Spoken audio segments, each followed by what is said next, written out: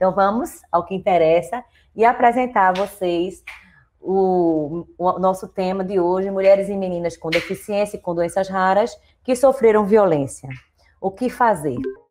Nesse caso, a gente sabe que nem toda violência ela vai ser tipificada como crime, mas a violência ela precisa ser tratada em seu estágio inicial para que a gente evite esse incremento, essa escalada do crime e até mesmo a ocorrência de homicídios contra mulheres e meninas e feminicídio.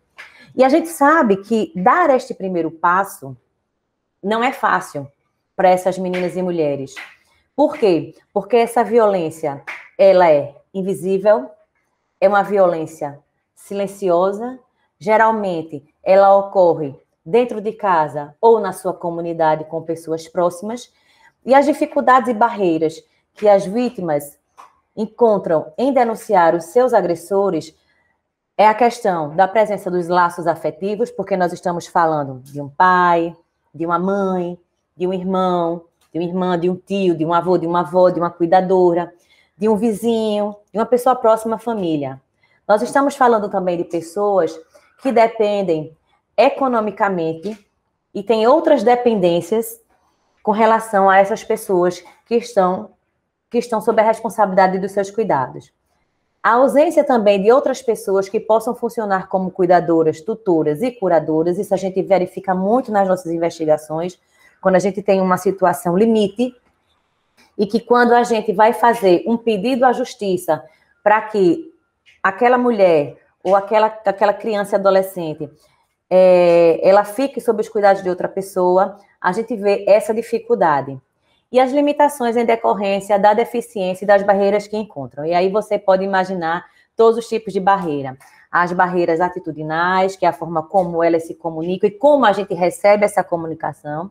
As barreiras urbanísticas, enfim. Para ela chegar até uma delegacia de polícia ou procurar um posto policial ou até qualquer outro serviço, porta aberta, seja saúde e assistência, é realmente um grande desafio. E aí, quando ela consegue acessar esses serviços da rede de proteção e de segurança, também já é outro desafio. Por quê? Como eu disse a vocês, eu já tenho aí 17 anos de estrada na polícia. Minha formação foi predominantemente repressiva. E aí, a partir do momento que as leis afirmativas elas foram sendo publicadas e começaram a viger, a gente começou a perceber a necessidade de mudança no nosso comportamento. Só que para chegar até aí, desconstruir esse fazer repressivo que nos foi ensinado, a gente sempre teve essa dificuldade de atuar sob a perspectiva do gênero, da infância e da pessoa com deficiência. A gente também tem essa dificuldade de compreender esta fala, esta comunicação. E, normalmente, o que é feito? Se deslegitima e se desqualifica a palavra da vítima em razão de sua deficiência. E a gente traz, principalmente, as vítimas com a deficiência mental e intelectual. Porque quando nós temos uma pessoa com a deficiência visual, a deficiência auditiva, a gente ainda consegue se valer dos intérpretes e eles conseguem se expressar. Mas essas pessoas com deficiência intelectual e mental são aquelas que a gente precisa ter um olhar mais atento, um olhar mais protetivo em razão da sua maior vulnerabilidade, da decorrência da sua dificuldade de se expressar. E também não se dispensa à vítima a credibilidade de que ela necessita. Por isso que é tão importante esse curso, para que nós, operadores da segurança, possamos visualizar onde nós estamos errando, para que, a partir daí, nós possamos acertar mais e fazer esse atendimento inclusivo, com dignidade e com igualdade para todas as pessoas que nos procurem. E aí, por que tudo isso acontece? Porque nós não fomos sensibilizados ou capacitados, e nós não dispomos desses conhecimentos mínimos para atuar com o grupo vulnerável.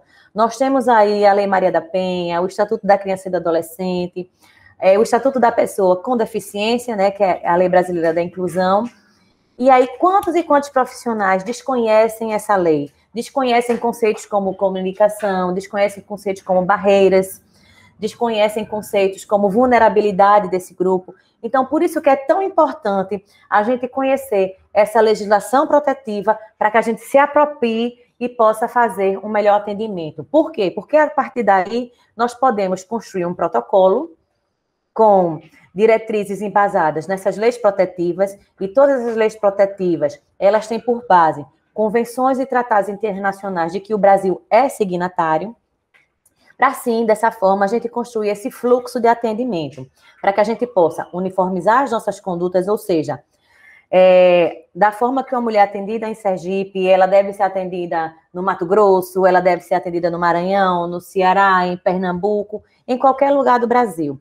Então, nós precisamos ter um protocolo com padrões mínimos para que a gente possa dar o atendimento básico e essencial a essa pessoa. Sabemos que o nosso país, ele é muito extenso, sabemos que o nosso país, em alguns lugares, a gente não consegue ter o acesso à internet, então a gente precisa, sim, pelo menos adotar condutas mínimas para que a gente possa assegurar esse atendimento mais humano, com acolhimento e inclusivo.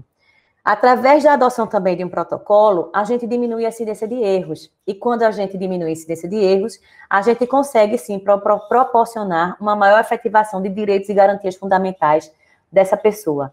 E vou dizer a vocês que nos assistem, não precisa de muito, basta apenas de empatia e da gente procurar se colocar no lugar do outro.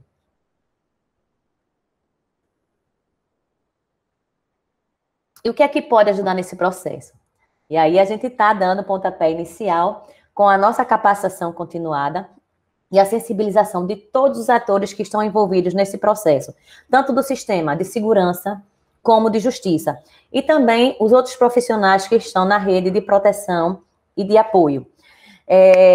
Por quê? Porque a partir do momento, como eu já falei para vocês, que a gente conhece a legislação, que a gente se apropria de alguns conceitos, nós podemos atender melhor e nós podemos oportunizar, informar e garantir direitos.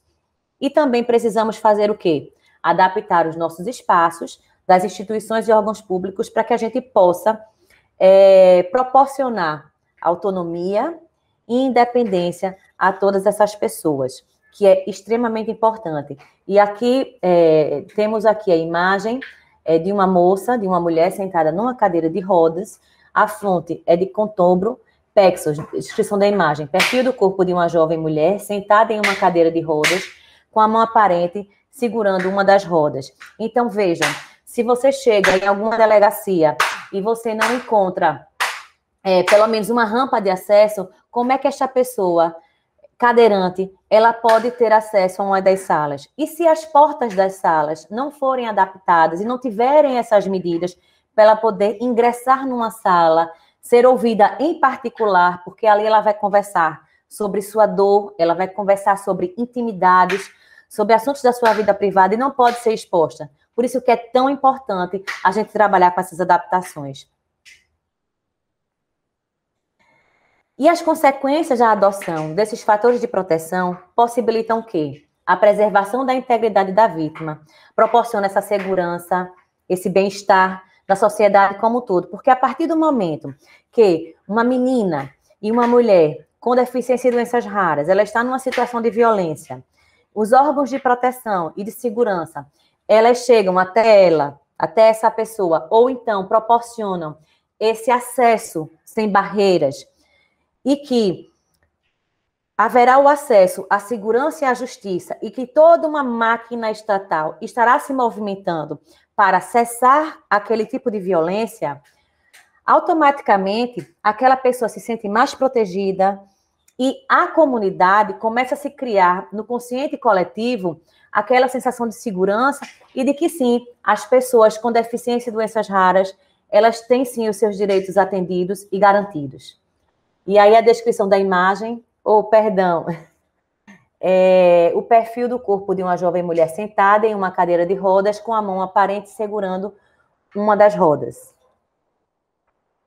Quais são os aspectos legais? O que é que nos fala a questão do acesso à segurança e à justiça no artigo 79, parágrafo 1º do Estatuto da Pessoa com Deficiência?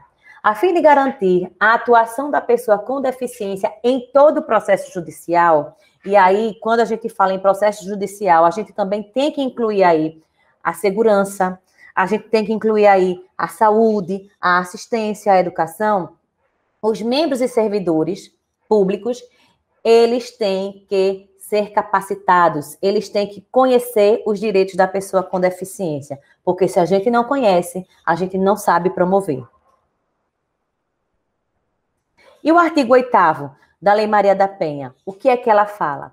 Ela fala que quando a gente vai trabalhar com essas questões, a gente precisa fazer um conjunto articulado de ações. Quando a gente vai estudar essas legislações, Estatuto da Criança e do Adolescente, a Lei Maria da Penha e o Estatuto da Pessoa com Deficiência, o que é que a gente percebe? A gente percebe que essas leis, elas são protetivas.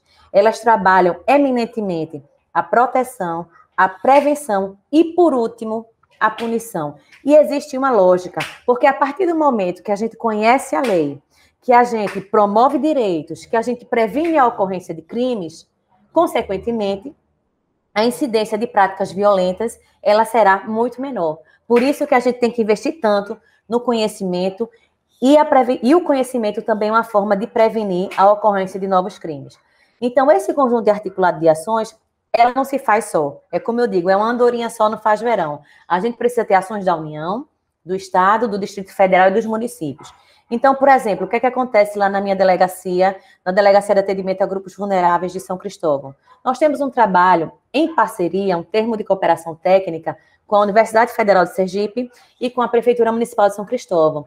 Então, uma vez por semana, nós temos grupos, um grupo de apoio a mulheres que são vítimas da violência, e a partir daí, independente dela ter deficiência ou não, a gente vai começar a trabalhar a sua autodeterminação, o seu empoderamento em todas as áreas, psicológico, laboral, emocional, físico, patrimonial, e vamos encaminhar para os serviços da rede que já se encontram lá na delegacia uma vez por semana. Ou seja, a gente constrói uma rota favorável e a gente proporciona um atendimento integral de todas as necessidades, não só dessa mulher que sofre a violência, mas também dos seus filhos, que também são fruto dessa violência. E o que é que também nos diz o artigo 2º, parágrafo único, da Lei da Escuta Protegida de Crianças e Adolescentes? Então, veja, eu estou trazendo 3 legislações que fala de quê? De políticas integradas e coordenadas entre União, Estados, Distrito Federal e municípios. Por quê? Porque nós precisamos de todos esses atores para que a gente possa garantir os direitos humanos da criança e do adolescente no âmbito de todas as suas relações, doméstica, familiar, na comunidade, na escola, nas instituições. Nós precisamos estar atentos a esses artigos iniciais de todas essas leis protetivas, porque é a partir delas que a gente pode sim construir um sistema de segurança e de justiça e outros sistemas da assistência e da saúde, inclusivos e protetivos. Então, tudo isso reforça a ideia de que todos nós precisamos atuar de forma integrada. E quando a gente fala de atuar de forma integrada, a gente está falando de rede. E rede, a relação ela é horizontal. E na horizontalidade, todos nós estamos no mesmo patamar, no mesmo nível, cada um dividindo, cada um com as suas responsabilidades e trazendo o seu conhecimento, o seu saber, a sua competência, para que todos nós possamos combater e prevenir a ocorrência de crimes, como bem preconiza o artigo 144 da Constituição Federal. E em razão do disposto nessas leis protetivas, como é que deve ser esse atendimento? E é como eu já venho falando aqui para vocês, multiprofissional, né? Eu não vou resolver a questão da violência somente na polícia, somente no Ministério Público, ou somente no Judiciário, na Defensoria, ou na assistência, ou na saúde. Então, nós precisamos de vários profissionais. Por quê? Porque a violência, ela tem múltiplas causas, múltiplos fatores. A gente também precisa trabalhar com a interdisciplinariedade, porque os saberes, eles precisam se conectar, se entrelaçar e conversarem entre si. A gente precisa trabalhar com a articulação da rede, e reforço mais uma vez, essa rede ela deve ser horizontal, e com a participação de órgãos e instituições públicas e da sociedade como um todo. Então, quando a gente traz as associações até o nosso espaço, para conhecer o nosso espaço, a nossa delegacia, quando a gente explica os serviços, Essas associações, elas acabam divulgando entre os seus associados, as pessoas com deficiência, sejam mulheres ou meninas, o que acontece, o que está sendo realizado e o que pode ser feito para que nós possamos protegê-las de toda forma de violação aos seus direitos. Lembramos aqui que, muitas vezes, as situações de violência, elas envolvem familiares e pessoas próximas do convívio dessas meninas e dessas mulheres com deficiência e doenças raras. E aí, a gente tem muita dificuldade de que elas procurem o serviço. E quando elas procuram o nosso serviço, a gente tem uma alta incidência de evasão. Por quê? Delegada, como é que eu vou fazer, delegada? Eu dependo dele. Então, eu lembro que na preparação do curso, eu atendi uma senhora com deficiência visual.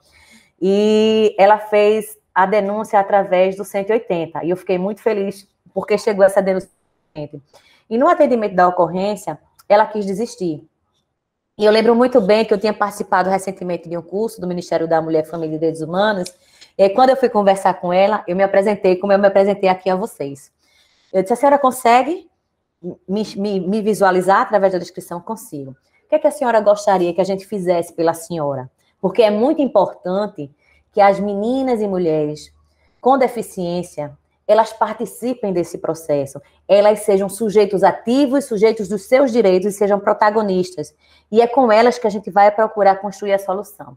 Ela nos relatou o seu caso, não quis, de forma alguma, prosseguir com o boletim de ocorrência, e nós informamos todos os direitos e serviços a que ela fazia jus, e ela não quis. Então, o que é que nós fizemos? Nós fizemos um encaminhamento dessa mulher até o CREAS, o Centro de Referência Especializado de Assistência Social, e que, em caso de novas violações, nós fôssemos informados para que nós pudéssemos atuar.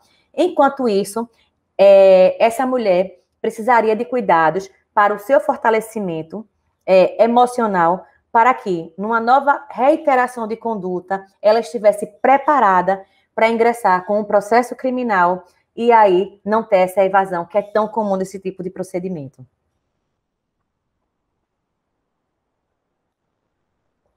E o que é que compete ao poder público e o que é que compete a todos nós?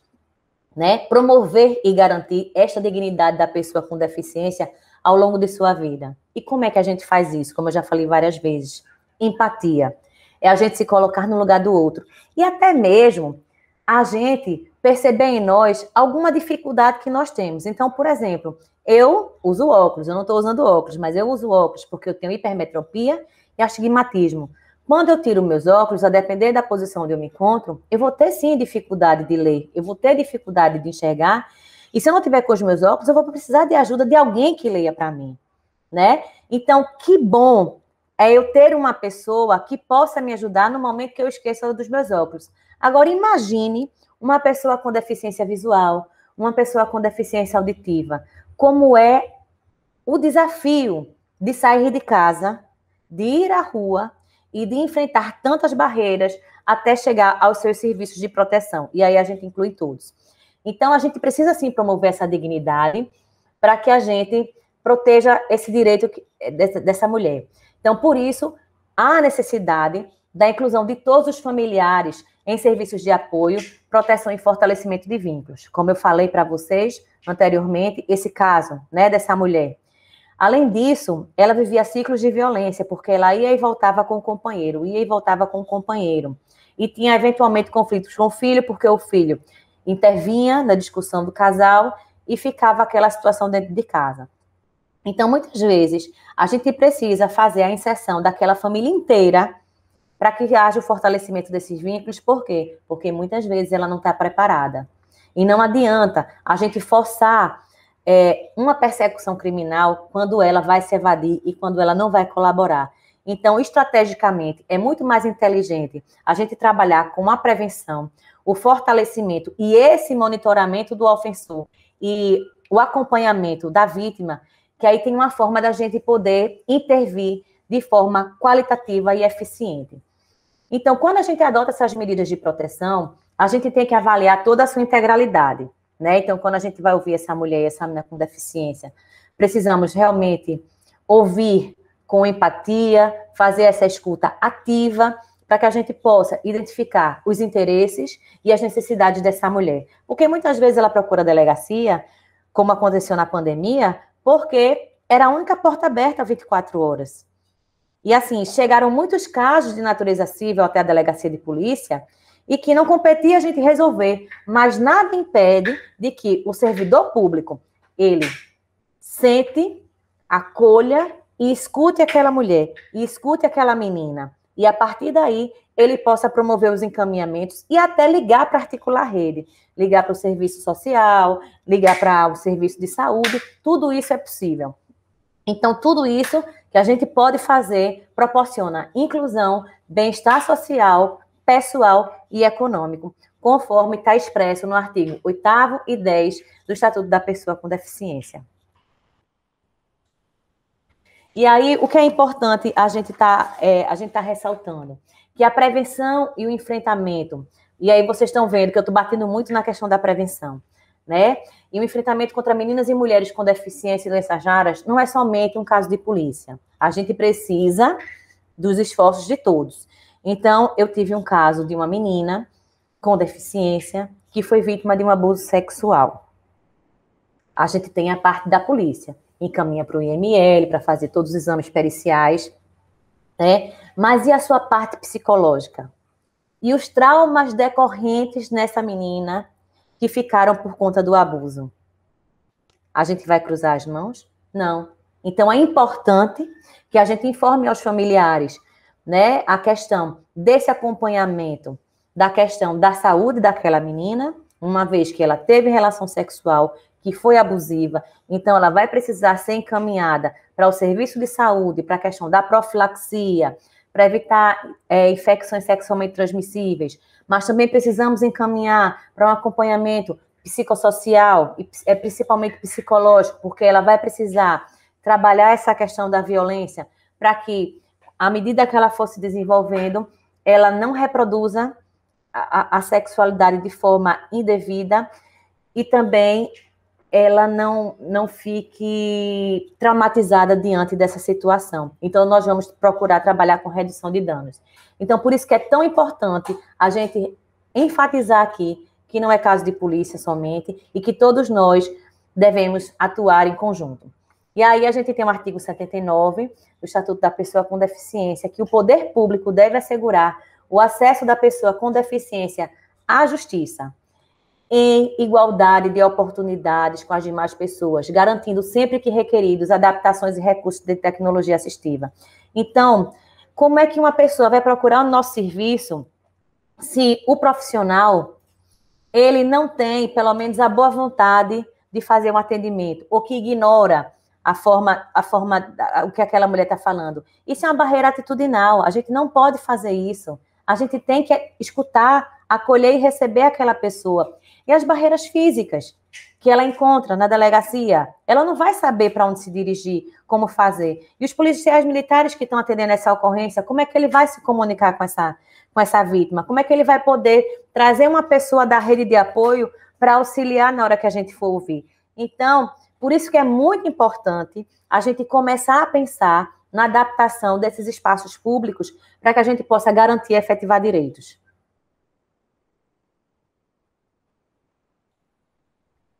E aí, a gente volta na questão dessa importância da adoção de um protocolo padrão de atuação. Por quê? Porque a partir do momento que a gente tem esse protocolo, com esse fluxo de atendimento, o que é que a gente vai proporcionar? A gente tem que aplicar o princípio da presunção de veracidade da palavra da vítima e da precaução, porque se uma pessoa chega até a delegacia de polícia, ou ela procura qualquer operador da segurança pública, seja um bombeiro, um policial militar, um policial federal, enfim, qualquer profissional da segurança, né, nós temos que acolher e ouvir o que ela está dizendo, ok? Por quê? Porque neste primeiro momento, o que a gente precisa aplicar é o princípio de que ela está falando a verdade. E, em seguida, o princípio da precaução, que ele também engloba o princípio da proteção. Ou seja, a gente proteger essa mulher de novas violações ao seu direito. Por isso que a gente precisa se precaver e pedir todas as medidas necessárias para tirá-la da situação da violência. Então, nesse atendimento inicial, a gente deve fazer empreender todas as diligências necessárias para tirá-la da situação de violência.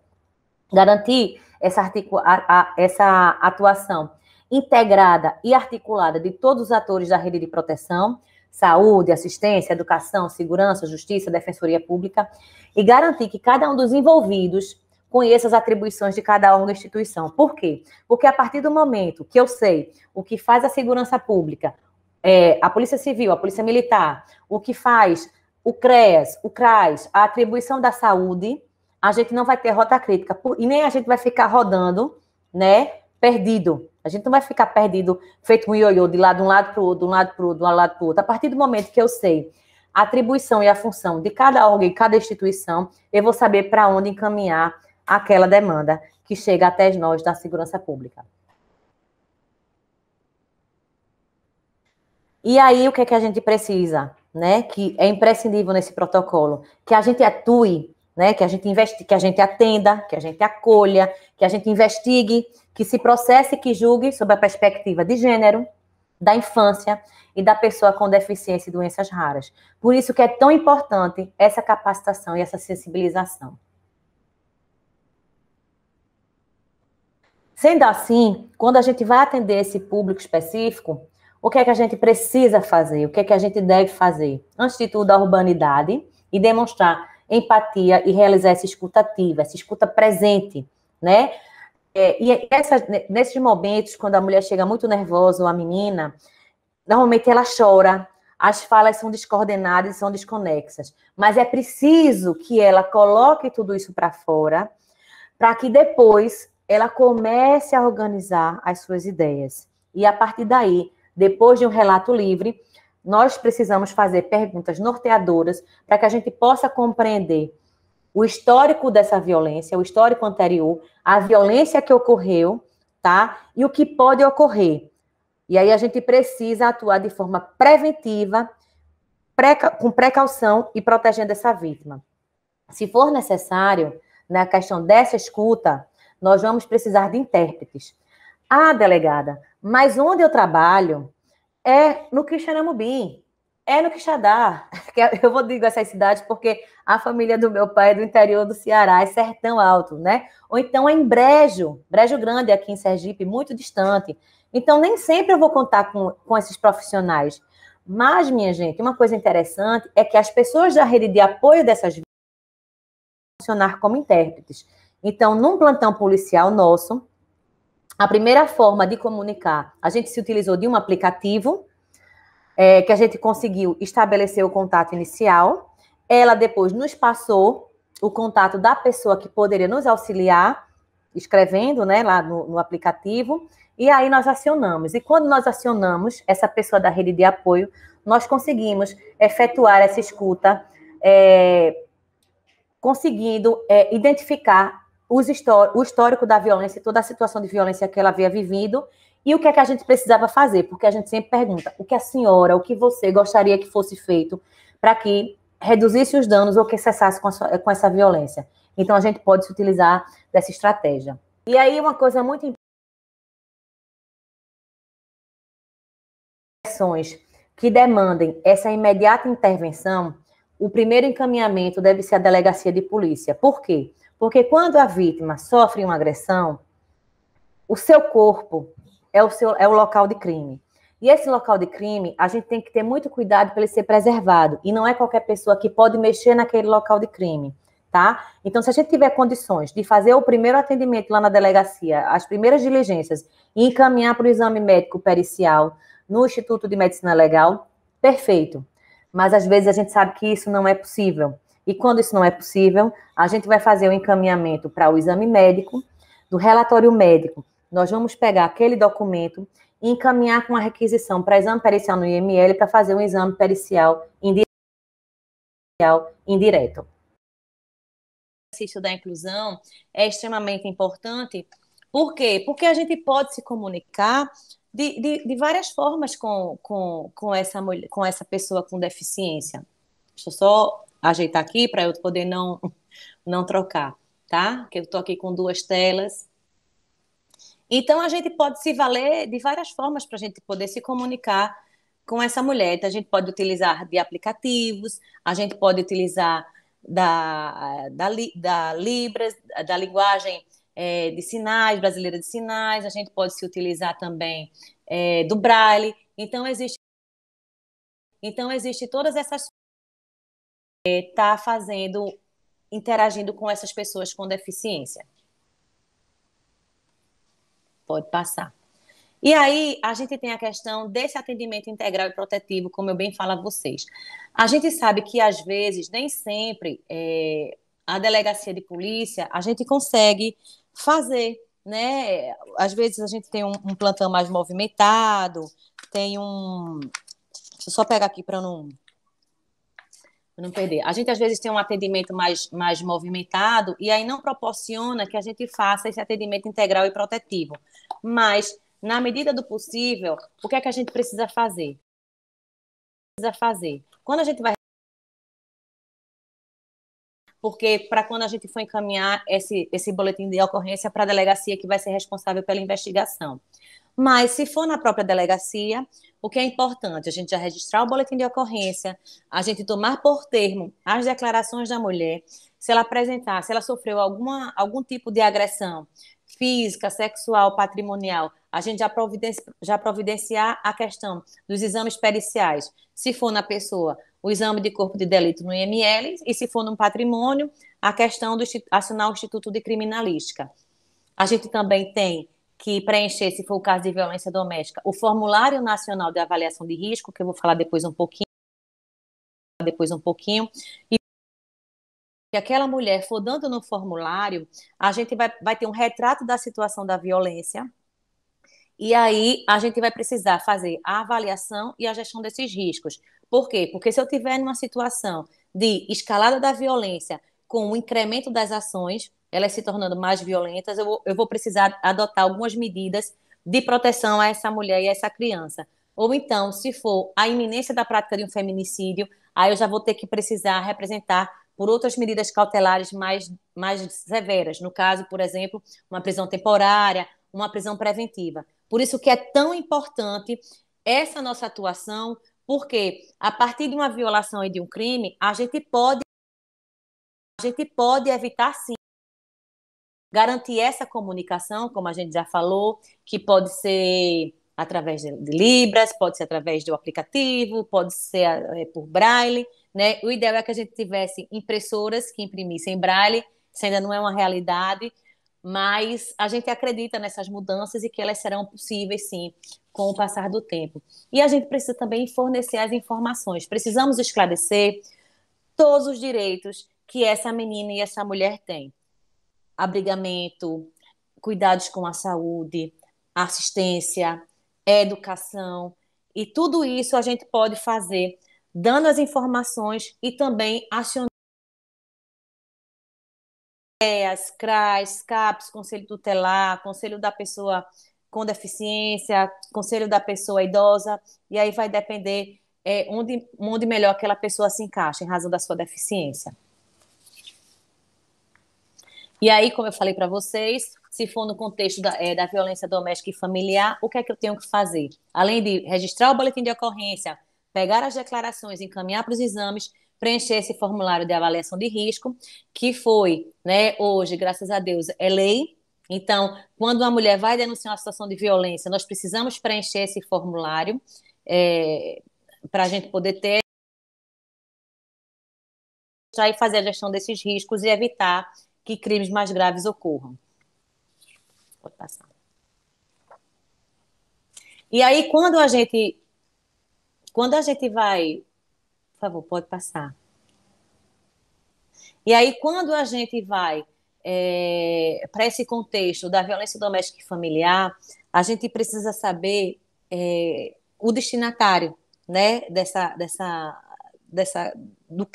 do sujeito passivo. E aí, o que é que a gente precisa saber?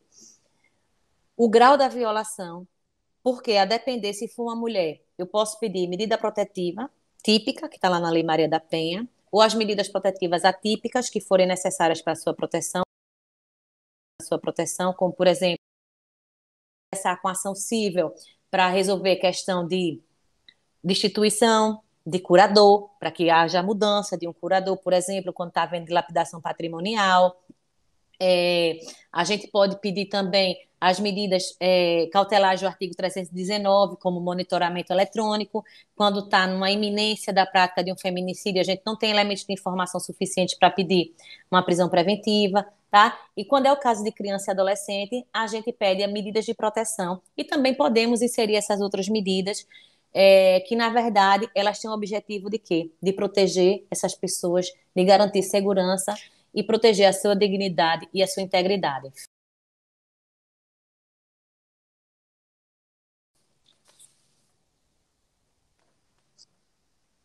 E aí, ocorrendo um crime, como é que eu posso comprovar a materialidade do delito? Né? Como eu disse a vocês, quando a mulher sofre um crime no seu corpo, uma menina sofre uma violência no seu corpo, então o seu corpo ali é o local do crime. E o local do crime, a gente tem que ter muito cuidado, porque se sair todo mundo mexendo, a gente pode desconfigurar aquele cenário, tá? Então, por isso que é muito importante a gente encaminhar o mais rápido possível para o exame pericial no Instituto de Medicina Legal. Nos casos de crime sexual, o que é que acontece? Além do patológico que vai ser feito, se, por exemplo, houve uma penetração, se ejaculou, se houve luta corporal, vai precisar coletar esses vestígios para que seja encaminhado para um laboratório forense, de genética forense. Por quê? Porque a partir daí nós podemos identificar o autor daquela ofensa, o autor do crime, tá? No caso, se a mulher estiver em boas condições e a menina estiver em boas condições, você pode sim levar para a delegacia. Mas se não tiver, a prioridade é o cuidado da saúde. Pega o relatório médico e depois encaminha esse relatório médico para a delegacia, que vai anexar numa requisição para exame pericial indireto, que pode ser feito pelo. Como os casos de violência sexual, além da comprovação da materialidade do delito, como eu já informei a vocês, é preciso também encaminhar para a rede de saúde. No caso, todo município e todo estado, ele tem um serviço de referenciado de saúde, de cuidado de mulheres e meninas, ok? E aí, por que a gente precisa encaminhar? Para elas tomarem a profilaxia, para evitar infecções sexualmente transmissíveis e gravidez indesejada. Ok? Já passamos aqui. E os objetos utilizados no crime, a gente também apreende para encaminhar para o Instituto de Análise e Pesquisa Forense aqui em Sergipe, mas no Brasil, porque a partir daí eles vão utilizar instrumentos para poder identificar o perfil genético e chegar à autoria daquela pessoa. E aí é reforçando que quando ocorre um crime e se ele deixa vestígios, o exame pericial ele é imprescindível, ele é indispensável. E o que é que aconteceu na pandemia? A pandemia chegando, tudo muito novo, a gente não sabia muito bem como lidar com isso. Então, a prioridade de atendimento de mulheres, crianças e pessoas com deficiência, ela foi deixada de lado, né? A gente, pelo menos, presenciou muito isso aqui no nosso estado, essa dificuldade é, de, desse atendimento. Por quê? Muitos profissionais da segurança adoeceram, contraíram a Covid, o número de efetivo diminuiu e aí foi preciso se utilizar de outras estratégias para que o atendimento não parasse. Então, foi muito visível isso e é importante que a gente assegure que essas pessoas, quando cheguem para fazer o exame pericial, elas tenham prioridade de atendimento. Quando houver uma recusa, informar esse direito. E aí, esse direito à proteção integral que a gente vem tanto falando. Em alguns casos, a gente vai ter situações de que a mulher e a criança e as meninas não vai ter condições. E aí, o que é preciso ser feito? Ou a gente agenda um atendimento domiciliar, ou, a depender do caso, a gente pode reagendar esse atendimento. Isso é um direito dessas pessoas. Elas também têm prioridade na tramitação dos seus procedimentos e no atendimento. E no caso de violação de direitos, o que é importante? Sempre fazer esse encaminhamento para o CREAS, que é o Centro de Referência Especializado de Assistência Social, que trabalha com a questão do direito violado. Então, se você não sabe para quem mandar, manda sempre para o CREAS, porque a partir do CREAS, o CREAS ele faz toda uma articulação para a garantia de direitos sociais. Tá? É imprescindível fazer esse encaminhamento, ok? E uma vez encerrado o procedimento policial, a investigação criminal, e aí, conforme eu expliquei a vocês, que a gente precisa, né, reunir o maior número de informações possíveis, a gente faz esse encaminhamento do procedimento à justiça, tá? Infelizmente, é, a gente ainda tem muita absolvição por insuficiência de provas. Isso decorre dessa ausência desse protocolo, desse protocolo uniformizado e padronizado para todas as polícias. Então, a partir dessa capacitação, dessa sensibilização que estamos todos participando e que aqui estamos assistindo, que dele possa surgir sim um protocolo para que nossas ações sejam uniformizadas, que elementos de informações básicos eles sejam colhidos para que eles sirvam como prova, a gente consiga as condenações e com isso a gente possa diminuir a impunibilidade, dar visibilidade a esse tipo de crime e promover a proteção, a inclusão e a proteção dessas meninas e mulheres com deficiências e doenças raras. Eu encerro aqui a minha apresentação, agradecendo o convite que me foi feito pelo Ministério da Mulher, Família e Direitos Humanos, a Universidade Federal do Maranhão e a todos aqueles que estão aí nos bastidores trabalhando para que esse evento seja possível. Meu muito obrigada e boa tarde a todos.